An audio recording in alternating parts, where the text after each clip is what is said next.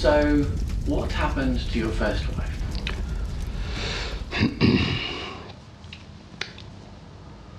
It was our 3-month anniversary. I know. I wanted to do something special for my special angel, is what I used to call her. So I thought I'd take her to the Grand Hotel. It was her favourite. Yeah. I know the manager well. He owed me big time. I got him off her conviction some years ago. We had a slap-up meal. Everything was perfect. I was granted special access to the roof. I really wanted it to be a big surprise for her. I remember as I put the blindfold on her, just feeling that rush of excitement through her. I've never seen anything like it, apart from one time where I took her to Cadbury World. She was a big woman, a lot of heart, a lot of love to give. Which sadly makes the next part of the story that much worse. As I was leaning to grab a glass of her favourite drink, Prosecco, she took a step too far and fell over the edge. Now, as I said, she's a big woman, and gravity had its part to play. It all went so fast, I just remember hearing the impact. My special angel. Without the wings.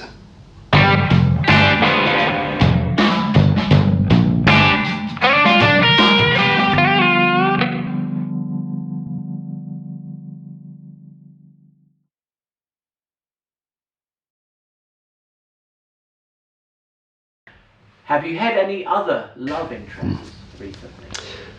Chantel, the one that got away. I mean that in a literal sense. She was an escaped convict. It was 2014. I was called to a robbery. The botanical trade was booming back then. Nurseries were being held up left, right and centre.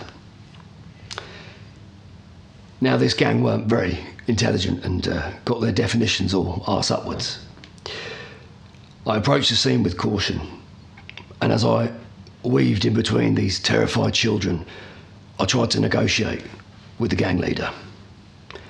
A strong, outspoken, but stubborn woman. It was Chantel. She was always calling the shots, Chantel.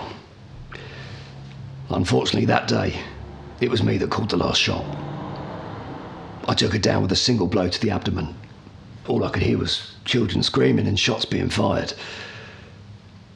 Sadly, most of the gang didn't make it.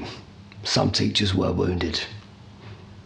Nothing a stiff scotch wouldn't sort out. For the teachers, the others were dead. Chantel was rushed to hospital, and after 9 hours of surgery, she was ready for interrogation. I remember being struck by her beauty as I was deliberately leaning on her wounds to try and get a confession.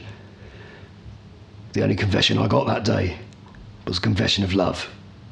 Later that day, I had all the charges dropped and took her for a curry.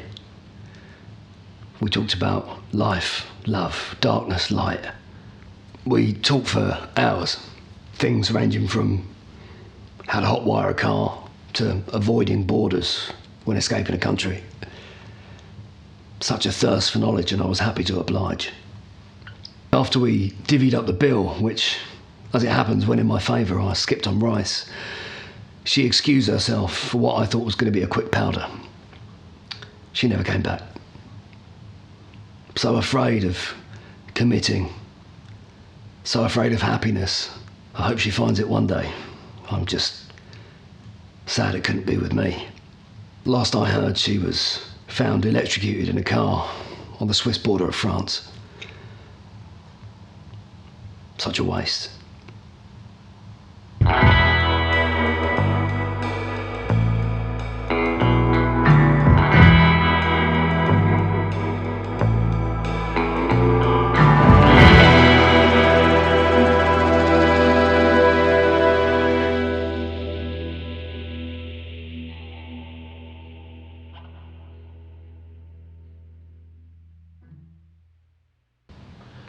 So, what made you want to become a police officer? Injustice. Next question. Actually, I will answer that question with another question. What made you want to become a police officer? I'm not a police officer. Yeah, I know. My dad was a cop, his dad was a cop, and his dad was a cop. What about his dad? He was a paedophile.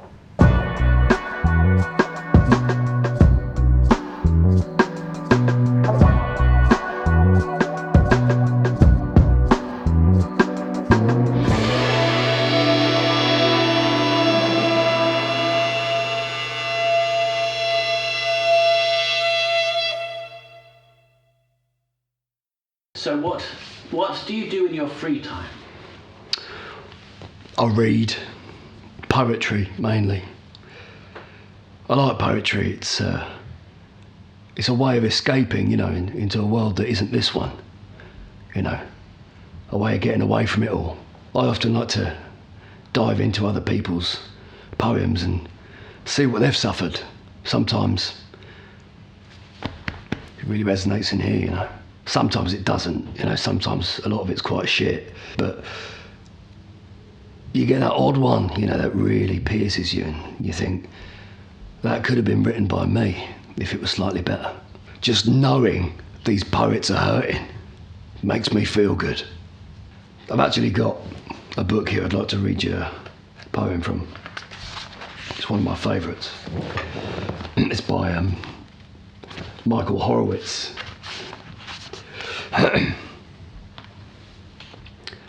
Baby crying, light flying, mind resting, baby shining, wife shining, not minding light.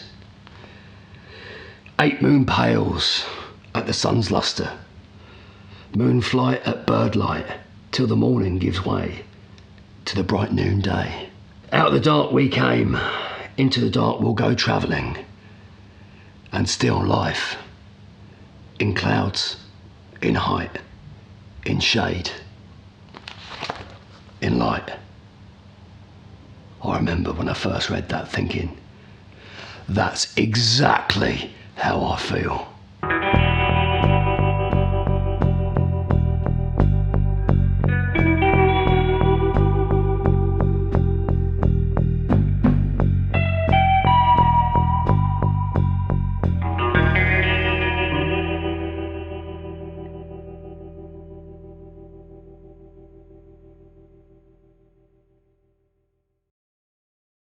What's the worst case you've ever worked on?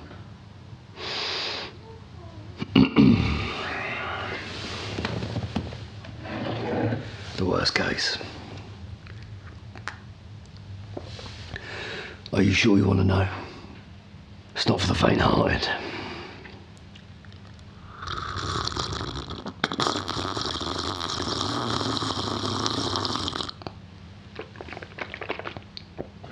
It was 2014. My partner and I, Tony at the time, were on patrol until we got a call saying there'd been a break-in at a meat manufacturer's. I was particularly miffed as I'd skipped dinner that night, although I soon lost my appetite and then regained it again, because that's how it works. Tony and I proceeded to the site. Upon arrival, we knew something didn't smell right. Then we realised where we were and thought nothing more of it. In hindsight, we should have trusted our noses. I noticed a door ajar, so I went to investigate. Tony took the upstairs.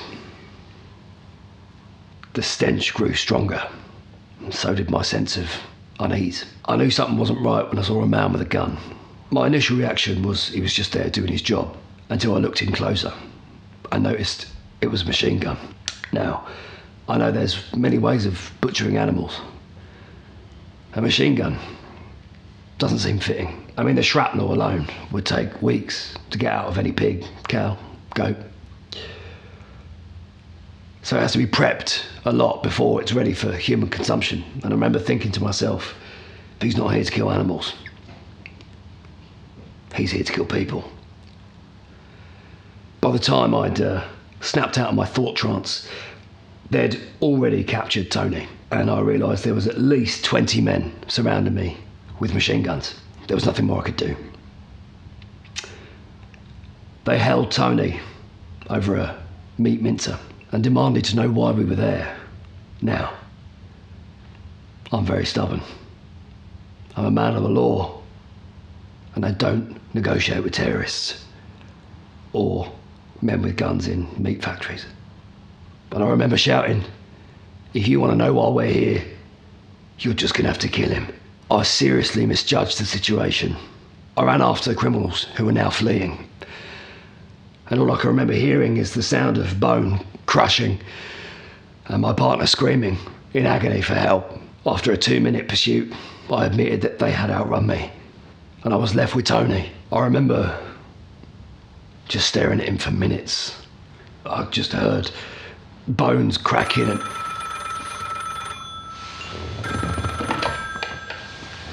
Shard. Oh, hello, Jackie. Yeah, I'm all right, darling. You all right? Yeah, well, he always did like the sauce, didn't he? Oh, really? Yeah, bloody... Listen, love, I'm just doing an interview at the moment. I'll call you back. All right. Ta-ra. All the best.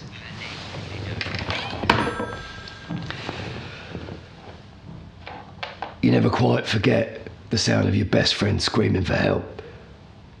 He was in agony. I was thinking of what to do. I realised there was only one thing I could do. I turned the mincer onto full power. The mincer had got stuck on his pelvic bone. It's a big bone to crush. I don't think they're designed for that sort of thing. It was an older machine. What life is it? A copper with 2 legs as mincemeat. All that was left was his torso, arms, neck and head. He hadn't gone down much further. It had got jammed again. There wasn't much I could do from that point, so I just stayed with him. It took 2 hours. I did have a gun in my back pocket, but thought that was an undignified death for a copper. I was catatonic. I had to take the day off. Unfortunately, by that point, it was too late. The orders were placed and the meat was shipped. What remained of Tony was shipped to the vast majority of the country in the form of sausages. Comforting to know that his last act was to bring joy for every Brit on a Sunday morning.